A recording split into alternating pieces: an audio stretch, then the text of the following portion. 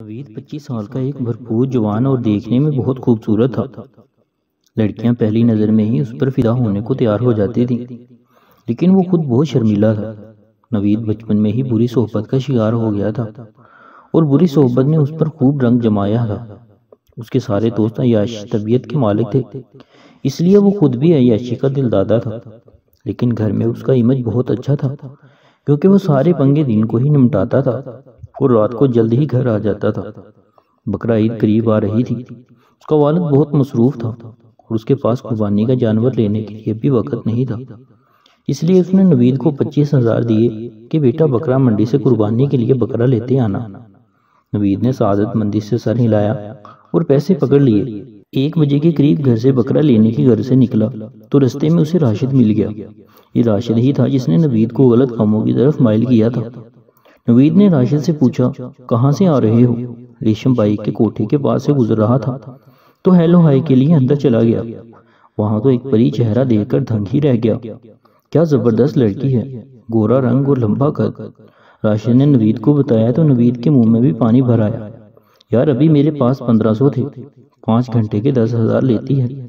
راشد نے نوید کو بتایا تو نوید نے بھی ارادہ بنا لیا، یار راشد اس وقت میرے پاس 25,000 ہیں، لیکن میں بکرا خریدنے جا رہا ہوں۔ لیکن تم نے جتنی تعریف کی ہے تو میرا دل کر رہا ہے اس حسینہ کے ساتھ ٹائم گزاروں۔ نوید نے کہا تو راشد نے کہا چل یار ابھی چلتے ہیں، 10,000 تم مجھ سے کل لے لینا اور بکرا بھی کل لے لینا۔ نوید نے بھی اپنی رضامندی دے دی اور وہ دونوں ریشم بائی کے کوٹھے کی طرف چل دیے۔ راشد اور نوید ریشم بائی کے کوٹھے میں داخل ہوئے تو سامنے 3-4 لڑکیاں بیٹھی تھیں۔ نوید ان سب سے واقف تھا۔ ریشم بائی کو پیسے دے کر نیلم کے پاس جا کر بیٹھ گیا۔ کچھ کرنے سے پہلے نیلم نے اپنی کہانی سنانا شروع کر دی۔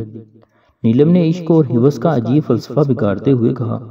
نوید کو اس کے چہرے کے تاثرات سے اندازہ لگانے میں کوئی دقت نہ ہوئی کہ اس لڑکی کو محبت کا ڈنک لگا ہوا ہے اور زہر پوری طرح اس کے رگوں میں سما چکا ہے۔ ہر کنجری کے پیچھے ایک دکھ بھری داستان ہوتی ہے۔ نوید کو اس سے کوئی غرض نہیں تھی۔ اس نے وقت پاس کرنے کی خاطر نیلم سے پوچھا، تمہاری باتوں میں بہت درد ہے، کیا محبت کی ڈسی ہوئی ہو؟ کاش میں صرف محبت کی ڈسی ہوتی تو کوئی بات نہیں تھی۔ میں تو وہ بد نصیب ہوں جس نے اپنے والدین کی عزت خاک میں ملائی اور آج اس کا نتیجہ ہے کہ در در کی ٹھوکریں کھا رہی ہوں، روز مختلف بستروں کی زینت بن رہی ہوں۔ میں گھر سے بھاگی ہوئی ایک ایسی بد نصیب لڑکی ہوں جس کی کوئی منزل نہیں، کوئی سہارا نہیں۔ میں ایک بے نام لڑکی ہوں جسے اب اس کے سگے ماں باپ بھی اپنانے کو تیار نہیں۔ جن بھائیوں کو اپنے ہاتھوں سے پالا تھا آج وہ میرا نام سننے کو بھی روادار نہیں، کیونکہ میں ان کے ماتھے پہ کلنگ کا ٹیکا ہوں۔ مجھ پر گھر سے بھاگی ہوئی لڑکی کا لیبل لگ چکا ہے جو میرے مرنے کے بعد بھی مجھ پر سے نہیں اتر سکتا۔ روز مرتی ہوں، روز جیتی ہوں۔ کاش کہ میں بزدل نہ ہوتی تو کب کی خودکشی کر کے مر گئی ہوتی۔ نیلم نے دکھی لہجے میں اپنی داستان سنانا شروع کی تو اس کے چہرے پر حزن و ملال لکھا صاف نظر آ رہا تھا۔ نوید نے اس سے سوال کیا، تم گھر سے بھاگی کیوں تھی؟ میری عقل پر پردہ پڑ گیا تھا۔ میں بھول گئی تھی کہ میں جس معاشرے میں رہتی ہوں وہ سب کچھ بھول جاتا ہے، لیکن گھر سے بھاگی لڑکی کو کبھی نہیں بھولتا۔ محلے کی سب سے حسین لڑکی میں تھی۔ میں جب جوان ہوئی تو بہت سارے لڑکوں نے مجھ سے دوستی کرنے کی کوشش کی، لیکن باپ کی عزت اور بھائیوں کے وقار کی خاطر میں نے کسی کو لفٹ نہیں کروائی۔ میں نے اپنی عزت سے زیادہ گھر والوں کی عزت کا خیال رکھا۔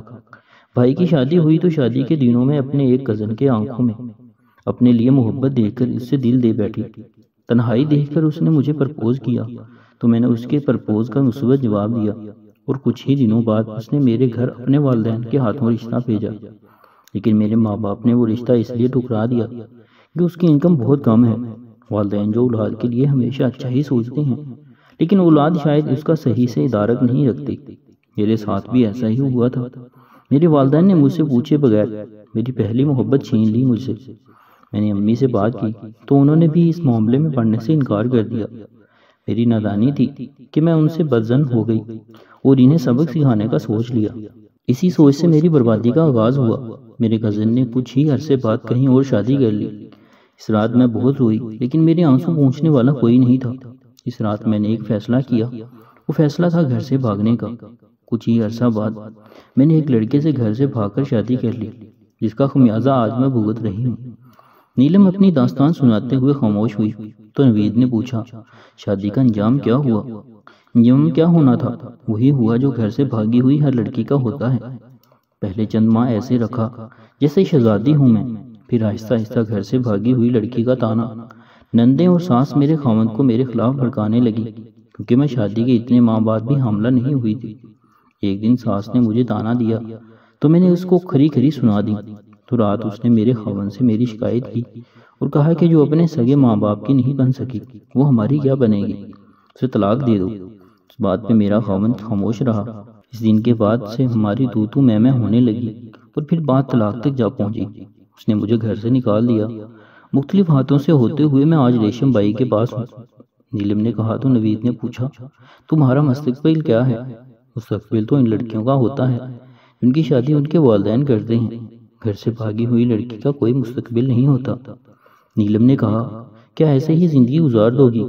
نوید نے نیلم سے پوچھا تو اس نے کہا کہ کچھ پیسے جمع کر کے کراچی چلی جاؤں گی اور وہاں جا کر کوئی نوکری کروں گی، کسی بیوقوف کو پھانسوں گی، اسے شادی کر کے گھر بساؤں گی۔ زندگی کی سب سے بڑی بیوقوفی کی ہے تم نے نیلم۔ آج نہ تمہارے ساتھ تمہارا کوئی اپنا ہے اور نہ کوئی تمہیں اپنانے کے لیے تیار ہے۔ کیسے رہو گی ماں باپ اور بہن بھائیوں کے بغیر؟ یہ پہاڑ سی زندگی اپنوں کے بغیر کیسے بسر کرو گی؟ زندگی تو دکھ سکھ کا نام ہے، اور جب دکھ سکھ میں اپنے ساتھ ہوں تو یہ زندگی جنت لگتی ہے، اور جب اپنے ہی ساتھ نہ ہوں تو یہ دنیا جہنم بن جاتی ہے۔ اپنی پسند کے حصول کے لیے تم نے اپنی یہ زندگی خود ہی جہنم بنا لی ہے۔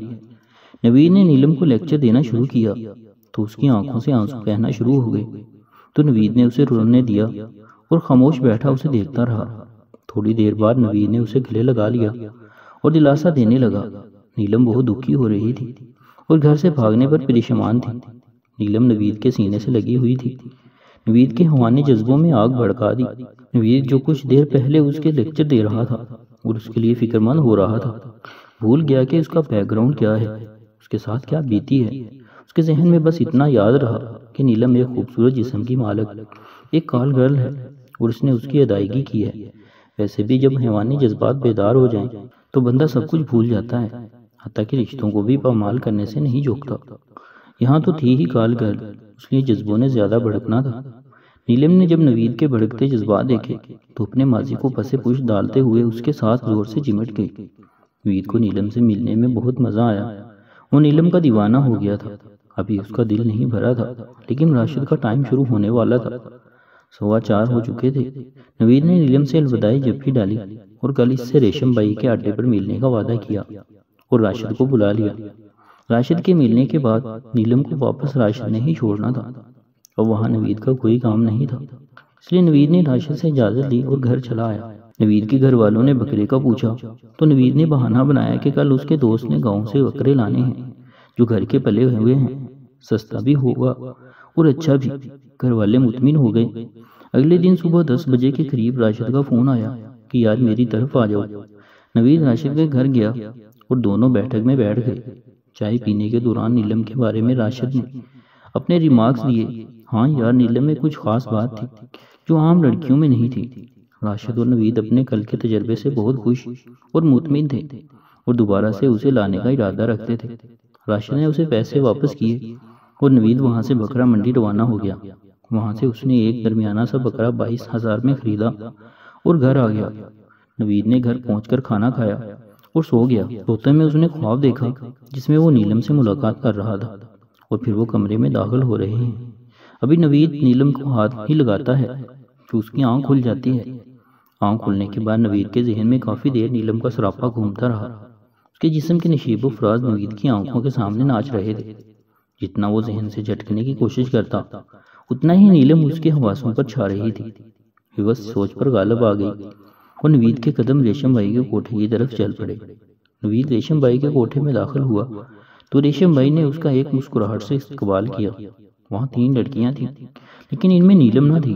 نوید نے نیلم کا پوچھا تو ریشم بائی نے کہا کہ وہ بکنگ پر گئی ہے، وہ صبح واپس آئے گی۔ نوید یہ سن کر بہت مایوس ہوا۔ ریشم بائی نے کہا کہ ایک نئی لڑکی آئی ہے، اس کے ساتھ بیٹھنا چاہو گے؟ نوید کے ذہن پر ہوس غالب تھی تو اس نے اس کے ساتھ ہی بیٹھنے کا فیصلہ کر لیا۔ ریشم بائی نے لڑکی کو آواز دی۔ لڑکی ساتھ والے کمرے میں تھی۔ اس نے آواز دی تو آتی ہوں۔ ریشم بائی نے نوید سے کہا 1500 روپے دوں؟ نوید بڑا حیران ہوا اور کہنے لگا کہ پہلے تو ایک ٹائم کا 1000 تھا، آج 1500 کیوں؟ یہ نئی لڑکی ہے۔ اس دوران لڑکی بھی قریب آ گئی تھی اور نئی لڑکی کا ریٹ 1500 ہے۔ نیلم بھائی نے کہا تو نوید نے لڑکی کی طرف دیکھا۔ وہ 28-30 سال کی ایک خوبصورت لڑکی تھی۔ نوید نے کہا کہ میں اس کا 1000 دوں گا۔ ریشم بھائی نے کہا کہ 1000 تو لڑکی کا ہے۔ نوید نے مذاق میں کہا کہ یہ تو آنٹی ہے، بس 1200 ہی دوں گا اس کے۔ ریشم بھائی نے کہا چلو ٹھیک ہے، نکالو 1200، آخر تم میرے پرانے کسٹمر ہو۔ نوید نے ریشم کو ادائیگی کی۔ وہ لڑکی کے ساتھ سامنے کمرے میں چلا آیا۔ لڑکی نے اندر سے دروازہ بند کیا اور آ کر بیڈ پر لیٹ گئی۔ نوید کے ذہن میں کل والا تجربہ تھا۔ نیلم نے کل بہت زیادہ ساتھ دیا تھا، اس لیے تو نوید اگلے دن ہی دوبارہ سے ریشم بھائی کے کوٹھے پر آ دھمکا تھا۔ لڑکی نیلم جتنی تو خوبصورت نہیں تھی، لیکن اس کا شمار خوبصورت لڑکیوں میں کیا جا سکتا تھا۔ لیکن آج صورتحال مختلف تھی۔ آج ساتھ نیلم نہیں اور کوئی تھی۔ آنٹیاں پیار نہیں کرتی، میں بھی آنٹی ہوں، تم اپنا کام کرو اور چلتے بنو، اس نے اسمارٹ لہجے میں جواب دیا۔ تو نوید کو اس کے رویے کی وجہ سمجھ آ گئی کہ یہ آنٹی کہنے کا غصہ کر گئی ہے۔ نہیں میری جان، تم بہت خوبصورت ہو، آنٹی کہنے کا تم تو غصہ ہی کر گئی ہو۔ وہ تو میں نے پیسے کم کروانے کے لیے ایسے کہا تھا، ورنہ تو تم بہت حسین ہو اور ابھی بھی لڑکی ہو۔ بس رہنے دو، میں کوئی لڑکی نہیں ہوں، میں آنٹی ہوں، تم اپنا کام کرو اور جاؤ، اس نے ناراضگی سے کہا۔ نوید پریشان تھا کہ یہ تعاون نہیں کر رہی۔ اس کی طرف سے ہر پاس سے انکار سے نوید پریشان ہو گیا۔ میری جان تم بہت حسین اور خوبصورت ہو، مجھ سے غلطی ہو گئی ہے جو میں تمہیں آنٹی کہہ بیٹھا ہوں، جان معاف کر دو۔ نوید نے منت بھرے لہجے میں کہا، میں پڑھی لکھی نہیں اور نہ ہی مجھے زیادہ باتیں آتی ہیں، تم پڑھے لکھے لوگ اور تمہاری باتیں بھی پڑھی لکھی ہیں، میں تم سے باتوں میں نہیں جیت سکتی۔ ویسے تمہاری عمر کیا ہے؟ اس نے ذرا نم پڑتے ہوئے نوید سے پوچھا تو نوید نے اسے اپنی عمر سے 5 سال زیادہ عمر بتائی۔ نوید نے کہا میری عمر 30 سال ہے، میری 28 سال ہے اور میں تم سے 2 سال چھوٹی ہوں۔ اس نے کہا تم ایک سونی گڑی ہو، بس میری بے وقوفی سمجھ لو کہ میں نے تمہیں آنٹی کہہ دیا۔ میں تمہیں 300 روپے مزید دوں گا جو میں نے کم کروائے ہیں۔ نوید نے اسے لالچ دیتے ہوئے کہا مجھے تمہارے پیسوں کی ضرورت نہیں ہے، تم اپنا کام کرو اور بس۔ وہ دوبارہ سے پچھلی ٹون میں واپس آ گئی۔ نوید نے جیب سے 300 روپے نکالے اور اس کے ہاتھ پر رکھ دیے اور منت بھرے لہجے میں کہا چلو اب مان جاؤ، مجھے نہیں پتا آپ اس کہانی سے کیا سبق لیتے ہیں۔ لیکن نوید گھر واپس جاتے ہوئے سوچ رہا تھا کہ آئندہ کسی بھی جوان لڑکی یا عورت کو آنٹی نہیں کہنا۔